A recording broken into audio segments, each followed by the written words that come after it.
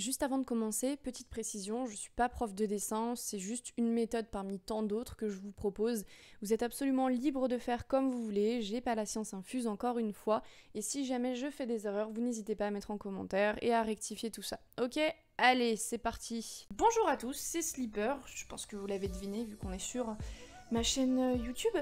Voilà, aujourd'hui je vais vous proposer un tutoriel pour les traits de construction parce que vous semblez détester ça et que moi j'adore ça, donc pourquoi ne pas me faire plaisir après tout. Sans déconner, en fait je pense que ça peut être un bon entraînement pour vous, surtout que je vous ai posé la question de savoir quel tutoriel vous intéresserait et vous avez tellement répondu qu'en fait il y a tout qui vous intéresse, donc je me suis dit pourquoi pas faire un dessin de A à Z avec vous, avec les traits de construction, tout ça. Vous aurez du coup les traits de construction, le line art, la colo et tout ce qui est glowing effect, tout ça à la fin pour donner un effet plus professionnel à votre dessin. Ça pourrait être sympa, tout simplement. On va le faire, mais ce sera en plusieurs vidéos. Et aujourd'hui on commence par la base de la base de la base de la base, le visage, les traits de construction. Ça, merci, c'est des choses que normalement vous savez faire, mais que je vais quand même remettre à zéro parce qu'il y a certains d'entre vous qui sont vraiment débutants.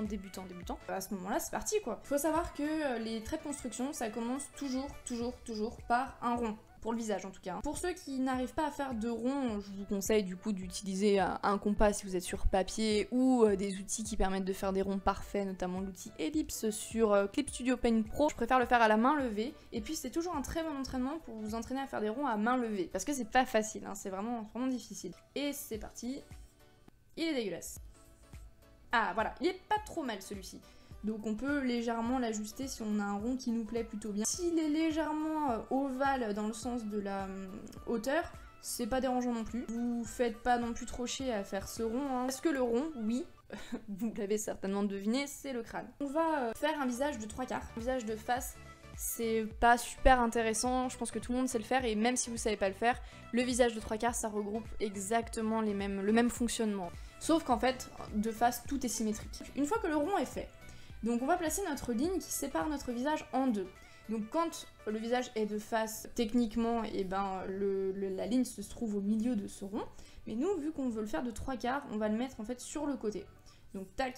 La prochaine étape consiste simplement à trouver le menton. Vous avez plusieurs possibilités. Soit vous faites un menton qui est très proche de ce rond, de ce cercle, donc par exemple ici, et à ce moment-là le visage sera très rond. Ce sera plutôt pour les personnages enfantins, type chibi, voire même pas du tout chibi, parce que chibi on est encore dans un autre délire. Ou alors vous pouvez le faire plus bas, ici, carrément.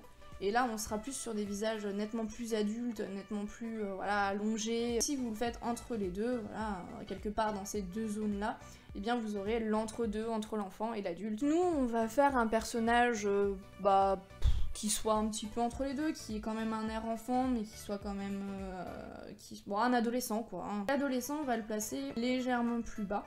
Je rappelle que sur cette ligne se trouve le menton, le nez, la bouche et le milieu des deux yeux. Votre visage il est de 3/4, donc n'hésitez surtout pas à vous regarder dans un miroir. Vous n'avez pas la même forme du visage du côté gauche et du côté droit, hein, c'est plutôt logique. Vous allez partir de la tangente en fait du rond. Attention, j'utilise des mots compliqués. La tangente c'est vraiment hop ici. C'est incliné parce que forcément on veut rejoindre ce point là, donc voilà. On utilise la tangente et on va créer la partie du visage de 3/4. De l'autre côté, c'est quand même plus éloigné. La tangente, elle est toujours ici. Donc là, vous avez la forme du visage. Donc vous voyez que de ce côté-là, c'est un petit peu plus joufflu, de ce côté-là, c'est un petit peu plus classique. Hein. Dans un style un peu plus réaliste, on observe l'inverse, c'est-à-dire que le côté de 3/4 est beaucoup plus lisse et le côté vers l'oreille est beaucoup plus anguleux. Alors maintenant qu'on a fait le contour de notre visage, on va venir du coup mettre la ligne des yeux. Grosso modo, il faut pas qu'elle soit dans cette zone-là, hein, parce que là c'est le bas du visage. Vous savez qu'à peu près par ici vous avez le nez, donc la ligne des yeux doit être ici. Réfléchissez, si vous mettez les yeux très haut comme ceci, ça va faire un petit peu bizarre. Et là pourtant on est quasiment à la moitié du cercle. Hein. Mais nous on veut quelque chose de pas non plus trop réaliste, on veut quand même rester dans le style un peu manga on va dire.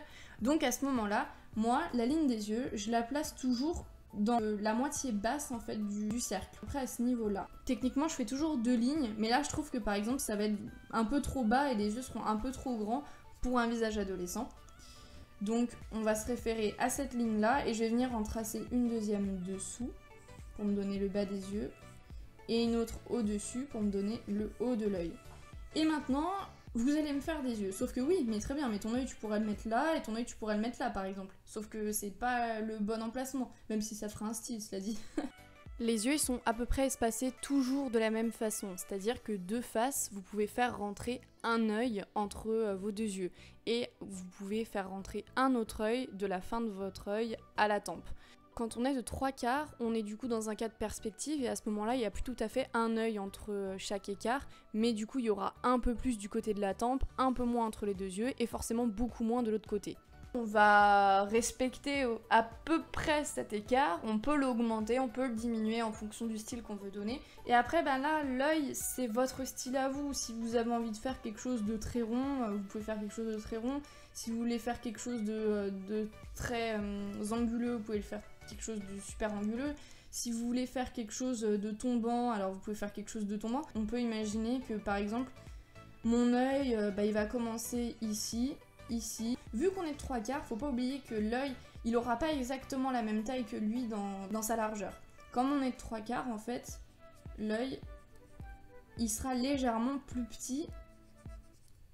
Je dis ça et ça fait exactement la même taille. Il sera légèrement plus petit et vous aurez moins d'espace entre la fin de votre visage et le bord de votre œil. Ce qui est plutôt logique quand vous regardez dans un miroir. On va simplement faire du coup les yeux. On n'oublie pas la petite paupière. Essayez de respecter du coup la ligne. Par exemple, là j'ai mis le coin au milieu de l'œil, donc ici.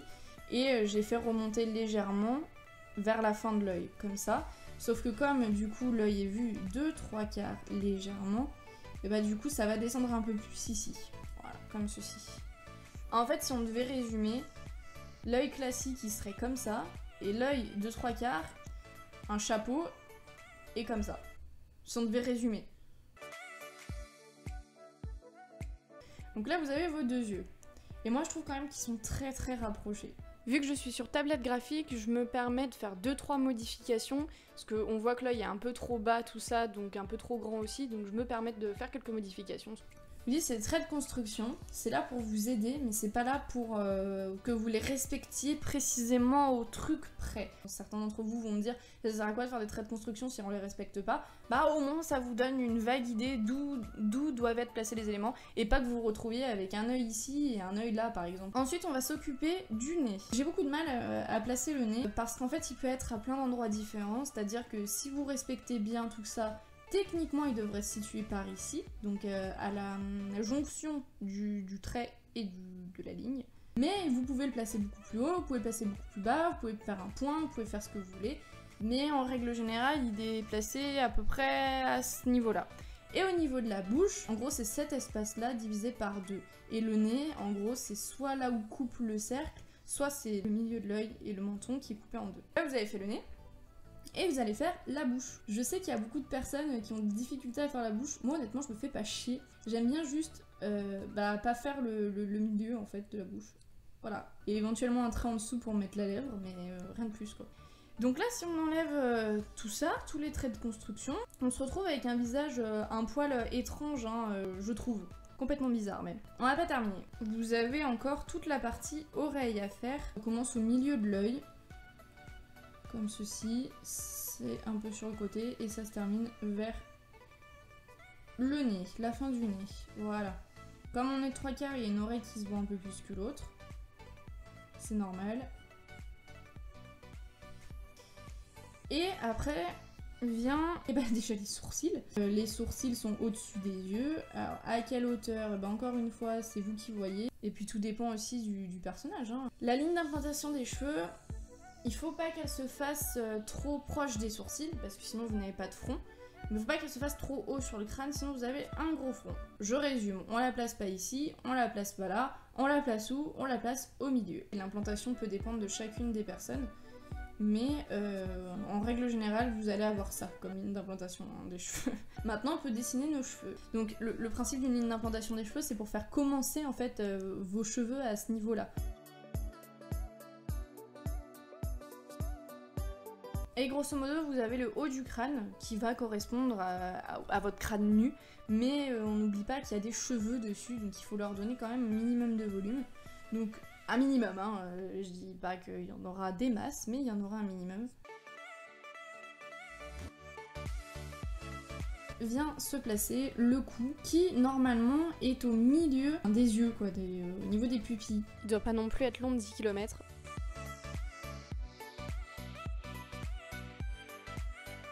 Je sais que d'habitude je dessine avec des traits de construction, mais pour le visage j'en utilise moins et des fois ça me perturbe d'utiliser des traits de construction et je sais que je modifie généralement après coup. Donc du coup je vous conseille au début de laisser comme vous avez là parce que ça vous donne un très bon commencement, voilà, pour faire quelque chose de correct et de plutôt logique. Donc là le visage est légèrement de 3/4 mais c'est vraiment très léger. Attention, travailler avec les traits de construction c'est extrêmement bien, mais comme vous le voyez, c'est pas tout à fait un dessin qui ressemble à mon style habituel. Donc le trait de construction c'est bien, mais ça m'a un peu perturbé dans mon style de dessin. C'est pourquoi au début on utilise beaucoup cette technique pour avoir quelque chose de très cohérent au niveau des proportions. Et petit à petit vous saurez vous en affranchir et en fait les enlever parce que vous connaîtrez où les éléments vont et vous connaîtrez les proportions à peu près correctes à suivre.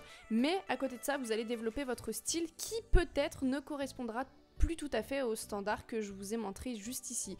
Donc moi je vais venir retravailler le sketch avec des éléments un petit peu, enfin modifier quelques éléments qui correspondent un petit peu plus à mon style en fait. Ça c'est le premier tutoriel que je vous propose en rapport avec ce dessin. On va bien sûr le terminer, donc on va faire le corps, on va faire le line art, on va faire la colo et tout ce qui est glowing effect comme je l'ai dit au tout début de cette vidéo. Donc j'espère que ça vous aura plu, que ça pourra vous occuper un petit peu et surtout ben... restez chez vous, voilà. On est en période de confinement, je précise pour ceux qui regarderaient cette vidéo beaucoup plus tard et qui comprendraient rien du tout à la situation, ce qui n'est pas illogique. Encore une fois, j'espère que ça vous aura plu. Je suis désolée si j'ai été un peu brouillon dans ce que je disais, mais les traits de construction et moi, c'est une grande histoire d'amour et pour moi, tout me semble très logique alors que ça l'est pas forcément, même pas du tout. Sur ce, on se retrouve très bientôt pour la deuxième partie de ce tutoriel qui va concerner les proportions du corps humain. Bah, je suis pas dans la merde, putain. Sur ce, je me casse, j'ai d'autres choses à faire et passez un très bon confinement. Ciao.